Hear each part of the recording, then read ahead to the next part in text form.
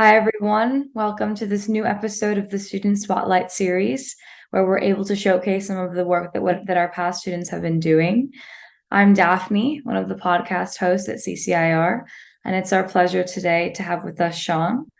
So, why don't you tell us a bit about yourself, like how old you are, how long you've been with CCIR, what grade you're in, these kinds of things? Yeah. So right now I'm 17.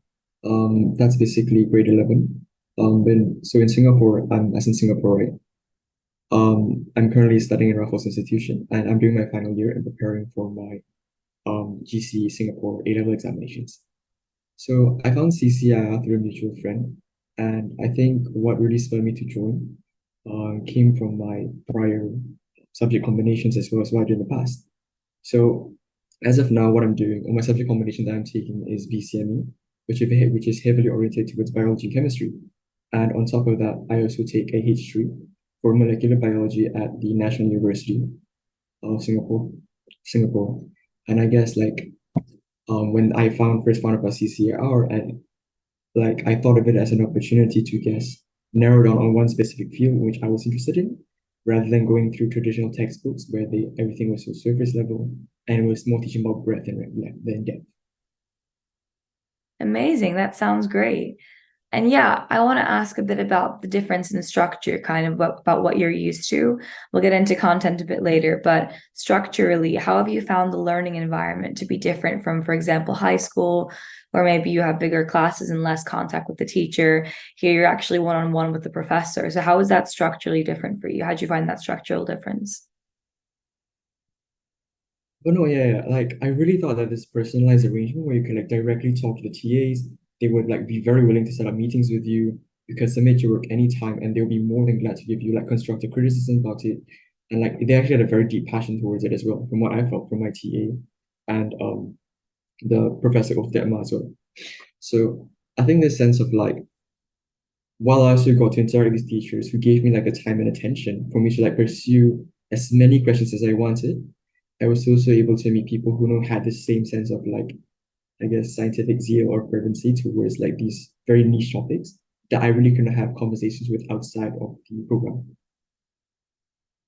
Amazing. Yeah, yeah. So that kind of relationship with your peers, has that helped your research in any way, or has it kind of made the program flow a bit differently, kind of speaking to your peers, or was it more independent for you? Um, in all honesty, when I came into the program, I was really excited to, I guess, meet people from various cultures and backgrounds who had like shared the same interests, but were also different. Um, I mean, although I didn't really get to interact with my peers that often and frequently, I still think like when we had discussions during our weekly sessions, or when we'd like offer each other advice on papers that we read so that we could further each other's research, I just thought there was something very wholesome. And it showed like we were bonded, like no matter how far apart we are, we were bonded over this very niche and subtopic and field. That we had this interest that like connected us in a sense. And I thought that was really like um inspiring on one hand, yeah. Yeah, amazing. Cool. So can you tell us a bit about your topic? So I under Professor Ulfdetma, what we did and was focused on was in terms of Parkinson's disease. And for my research topic, I narrowed down on the role of the mitochondria and specifically how it's impaired and how this impairment in turn then leads to, I guess, a whole host of disarrays that in turn propagate towards this Parkinson's disease from manifesting. Specifically, I went into how mitochondrial dysfunctions and quality control mechanisms can be disrupted. And in turn, like the unhealthy mitochondria can continue to propagate throughout these cells and in turn exacerbate the conditions that eventually lead to Parkinsonisms. But then more importantly, within my research, that was highlighted was the fact that I wanted to bring about how the clinical trials that we are exercising now need to change in order to better address the multifaceted nature of the disease. So Parkinson's, since we don't know that much about it, there are numerous causes that we think are the precipitating factors. But the truth is that because we don't know, the clinical trials that we conduct cannot be so isolated in the sense that we test drug A alone and drug B alone and drug C alone. And I think what we're moving forward, what should be done instead is that we have a cocktail of drugs, as well as a better way in order to like stratify the people. Maybe because you have this dysfunction, we'll put you in this group to test this drug. And if you have a different dysfunction, we can put you in a different group to better yield the result. So it's not just randomly throwing darts at a board. Very interesting. And in order to kind of narrow down the function and lack of functionality of the mitochondria in relation to Parkinson's, how did you conduct your research? Did you use any programs, or where did this research come from? What were you using? Um, so honestly, when it came to research, I guess writing the review papers, I was very unfamiliar with it. Most of my work prior just has been reading and trying to understand what they did. So it was a very big shock to me, like when many of my peers had already done something similar before, and I needed like the time to catch up towards them. But for the most part, I think that the TAs and the professor really helped me a lot in terms of providing me websites as well as online tools such as Zotero to help me keep track with my review paper and the submission of the documents. For the most part, I think for me at least, it was like a very progressive step.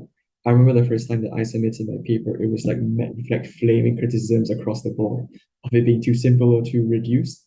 And I think, of course, well, yes, well, it did it was painful to hear. I think that over time, as I got more used to it and I got to understand where the criticisms were coming from, I slowly just innately built by trial and error at least, got to where I am today. Amazing. Um, yeah, and in high school you hadn't done, so it was a very new experience. You hadn't done similar things in high school before. Oh, I think like particularly in Singapore, like these research programs they were very common. And what would happen is that you'll be sitting in a lecture hall and people would give you the review papers and they would give you topics and then a few days later there will be a test on it. Even during my H3 for molecular biology, most of it was just had them handing us review papers to read and after that to regurgitate out. So like the act of like preparing one to like read through an entire document only to like siphon out one single sentence that you need. That was like very in some sense very traumatizing to me. I remember spending hours on it trying to find this specific information and couldn't find it. It's very reversed compared to what I was usually used to. Interesting. And did you feel supported by the professor in your endeavors? That helping hand was very like structurally kind of helpful to your research? Oh yeah, I think definitely like in the later parts at least, when I was like more familiar with him and it wasn't so distant, the relationship kind of, I was able to like end up asking questions, not knowing. I wasn't like that scared to get it wrong. I was being able to like accept that, okay, this is incorrect. I went in the completely opposite direction. How do I move forward from here? And I think that one of the best parts about it was that I could tell that this was a topic that he enjoyed teaching very much. And that I could tell that he really devoted his entire time and that he loved teaching like people like me who were very unfamiliar with it and elucidating these concepts as well. So I guess that sense of like friendliness, I guess, helped me to be able to more open up about some of my more self-conscious parts about the topic. Yeah. Very cool. Yeah, sounds great. Um, and so when you say that you were looking at the kind of the cell breakdown and lack of functionality and how to pinpoint which areas were causing these like kind of these detriments that lead to Parkinson's. Was your research comprised of scholarly articles in the field? Was it comprised of you undertaking your own lab-based research? What were you more focusing on? So, because we opted to do a review paper, most of our sources were secondary. And I Right. think that it was very much a shame that we couldn't have any like proper hand-to-hand exercises. I think that would definitely made the program a lot more interesting and intriguing. I'm not, yeah, but still it was very interesting. I enjoyed learning about the different mechanisms of the disease, how intricate and complex it was. And I think that, I mean, at least personally, in some sense, that interacting with Professor Ovdetma and the TA and seeing their passions towards the field of neurology was definitely something that was very inspiring, especially given how niche a field it is. Definitely, yeah. So do you hope one day to delve more into lab work? Well, I think probably not so much. Like, while I do have a very deep passion towards like knowledge and stuff, um, I guess my interest mainly lies in how it intersects with like applications in the real world context. Like, I'm not so much as interested in terms of like the very specific mechanisms, but I want to see how we can translate these mechanistic principles into real world applications. I think that this interplay is going to be a lot more interesting. And in some sense, I mean, to me at least, it gives me this significance that my actions and what I've done have resulted in a tangible thing that I can hold and touch. I think that to me is something that I feel is very important. And while of course neurology and the like will definitely be a passion of mine, I want to go beyond just simply understanding it. I want to put it into action and words. Right, like a more theory-based approach rather than a more practice-based approach, kind of laying the foundations of how the practices are carried out almost. Yeah, something like Interesting. that. Very cool. Yeah, so you were saying a bit about that in high school, it's quite different to this experience. It's quite a different structure and a different almost content, and the way that structure and content interact is not in this foundational way at all. Kind of also, I'm sure the professor's role and the lack thereof in high school is playing a large part in that. But my question is kind of about the way that research has been carried out structurally as compared to high school. Oftentimes in high school, when they say that you're going to carry out a research project, it's not exactly a research project in the traditional sense of in the university level sense, where you are genuinely carrying out your own research and comprising your own ideas and findings from a set of data or articles on the internet and scholarly journals and such. So, how did you find that process of conducting research in this way? Was it foreign to you, this kind of research project? How was that for you? Yeah, so I think as you said, it was definitely a very foreign concept to me. And I think that this was, I guess, made a lot worse for me in the sense that this is probably one of the first proper projects that I've been engaged in. I've done lab works in the past, and because of my other previous courses, but I think this sense of like diving really deep into one very specific field and trying to extrapolate other pieces of information in order to like buttress or to enhance your point, I felt that at the same sense it was very demotivating to see how so many others were bringing up their past research experiences and talking about how it was so natural towards them. I thought that it was going to be a very difficult journey for me. And I think midway, I thought that I should have just quit this thing. And why did I set out? So it was definitely very scary for me. Um, I definitely will say though that, I mean, I hope at least that I'm not the only one who felt this way, but I'm sure you were. yeah, I'm sure you but were. I was really glad that the TA and then the professor were so willing to offer a helping hand. I remember every lessons they would stay back or they would stay back, or they asked us to stay back if we felt that we needed help. I also remember asking the TA and professors if we could still meet up afterwards in case I still had some worries about my review paper. So I think that was very heartwarming to hear from them. And I guess this gave me the motivation and like the vigor and the spirit to actually just continue on. Amazing, definitely. Yeah. So do you feel more confident to take similar future endeavors because of this kind of this course, this foundation that you have now? Oh yeah, yeah, of course. I think that not just like on a technical skills based sense, but like I think on a more emotional and personal, Mm. that going through the idea of like I was going to quit this and now I'm like preparing to submit my paper to an actual journal. I think that this sense of like looking back and how far I've come, this like idea that I can actually see a sense of progress, like that was very inspiring to me. I think it's made me at least very, at the very least, more resilient, I hope, towards tackling these issues if they come up again.